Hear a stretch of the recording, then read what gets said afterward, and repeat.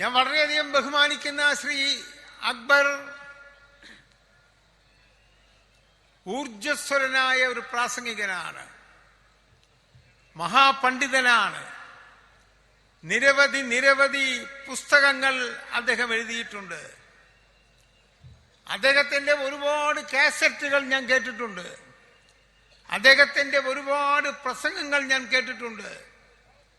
ഞാൻ വെല്ലുവിളിക്കുന്നു, ശ്രീ അക്ബർ രാജ്യദ്രോഹത്തിന്റെ ഒരു വാക്ക് പറഞ്ഞതായി ചൂണ്ടിക്കാണിക്കുവാൻ ഇവിടെ ആർക്കെങ്കിലും സാധിക്കുമോ എന്ന് ചോദിക്കുവാൻ ഞാൻ ആഗ്രഹിക്കുകയാണ്.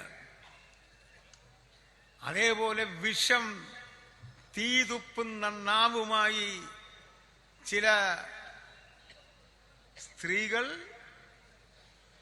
ചിലർ ഇറങ്ങി നടന്ന് പ്രവർത്തിക്കുന്ന പറച്ചിലുകൾ കേട്ടാൽ ഒന്നല്ല 1000 UAPA ചുമത്തേണ്ട ആളുകളാണ് അവരൊക്കെ എന്ന് നമുക്കറിയാം.